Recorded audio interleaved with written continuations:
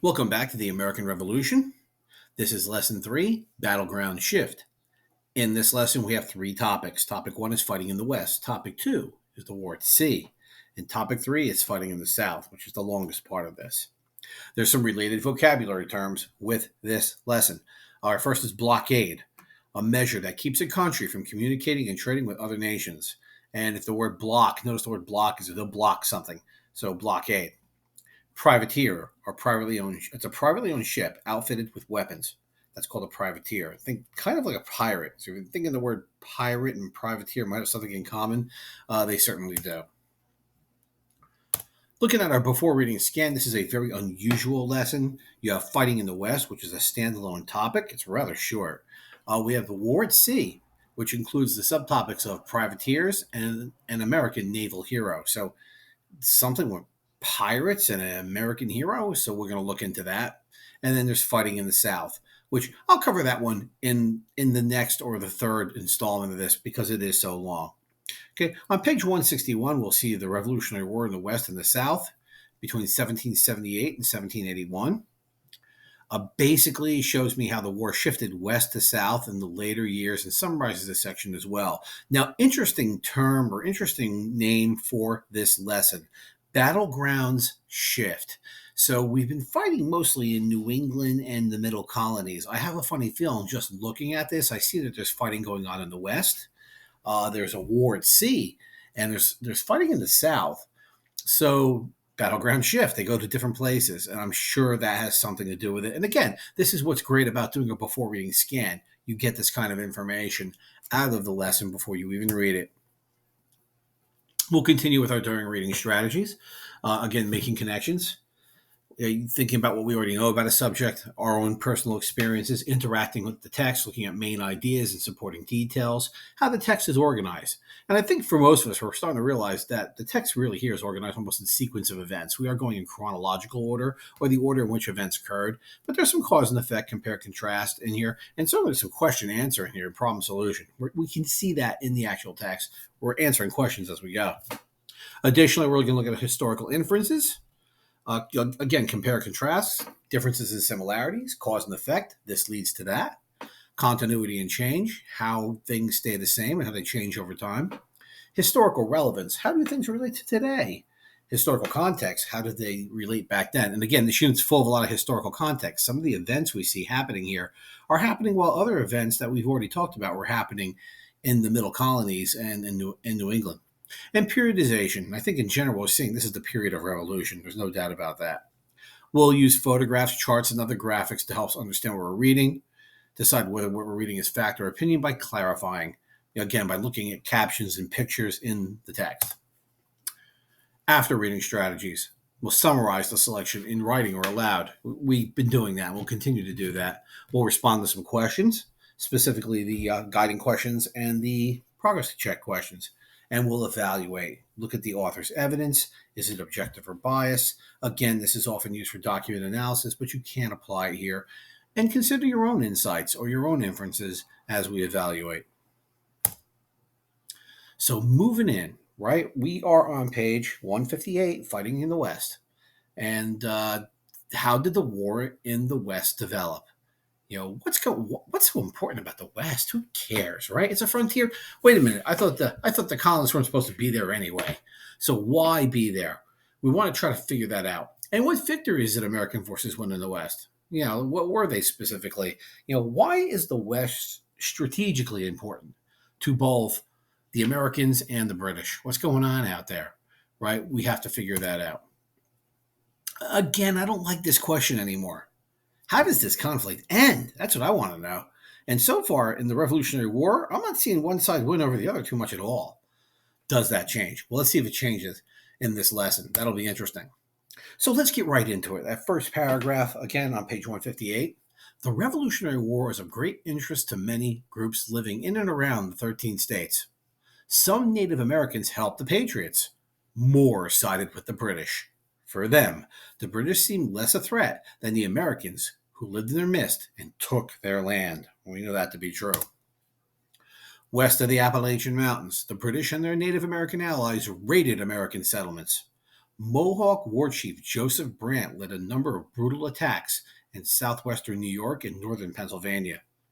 Farther west, Henry Hamilton, British commander at Detroit, paid Native Americans for settler scalps. This practice earned him the nickname the Hair Buyer. Well, that's pretty gruesome. Pretty gruesome, right? What I know, the British attempted to protect Native Americans with the Proclamation of 1763, which restricted the colonists from settling west.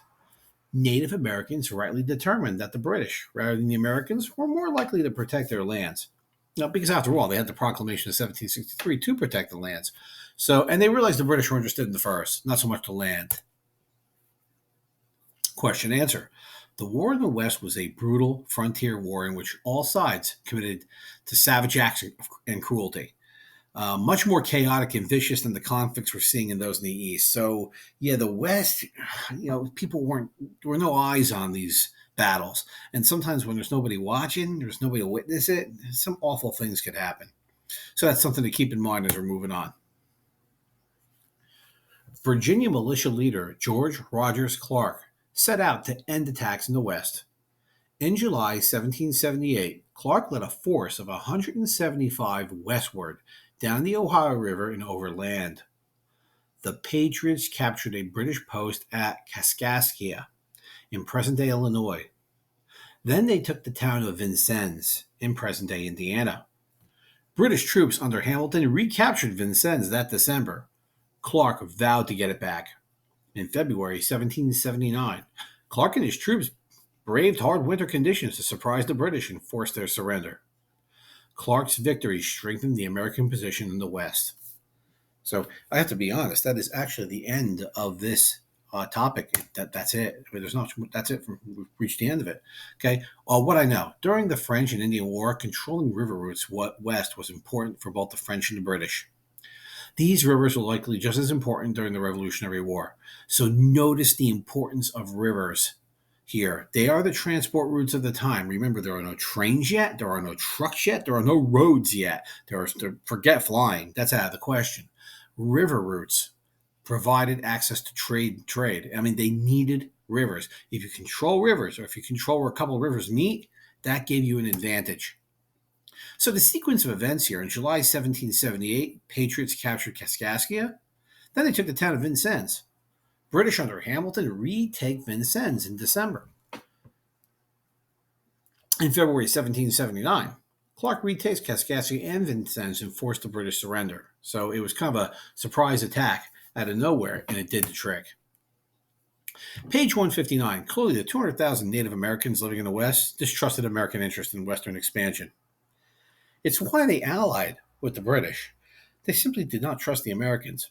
They knew the Americans wanted the land. They were well aware of that, and they didn't want to give it up.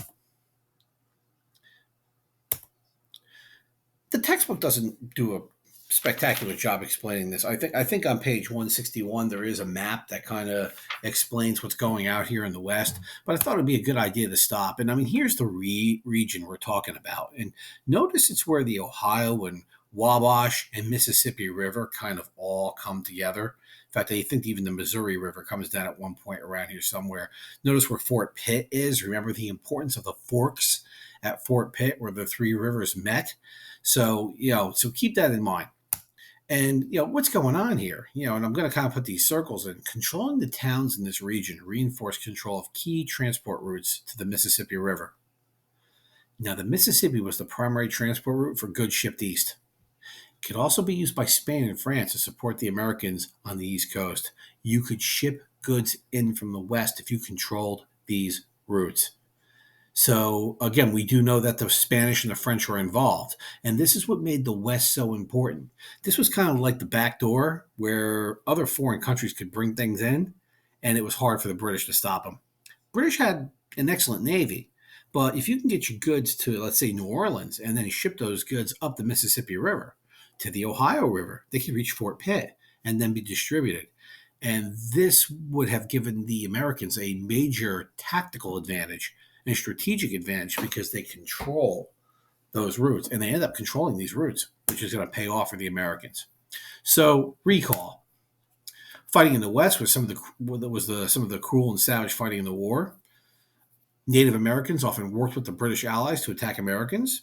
George Rogers Clark led 175 soldiers west and by 1779 secured control of river transport routes in a series of battles in Indiana and Illinois. The war in the West developed when British and Native American allies attempted to remove the Americans and close off trade routes west and down the Mississippi River. George Rogers Clark successfully defeated the British and Native Americans at Kaskaskia and Vincennes and secured American control of these important trade routes. Okay, trade routes west. I should point that out. So again, notice the connection between economics and politics. They're connected. You can't say one is separate from another. Okay, so trade routes are important politically as they are economically. Evaluate. This reading did very little to explain either the Native American or British perspectives, other than how natives showed more trust for the British. That information would have benefited this reading. More of a background knowledge on George Rogers Clark would have helped as well. I mean, we did not much of this reading gets into his background, which is an interesting background. If you're interested in checking him out, he's an interesting guy. One of those historical figures that kind of stands out from others. So, hey, that wraps up this section. Let's get to our source information. There we go. Okay. Here's your source information. Again, Discovering Our Past, A History of the United States. This is for educational use only. It's a supplemental tool, and it should not be sold or purchased in any manner. It's just simply here to make you a better student. And I'll catch you in part 2 very soon. Thank you.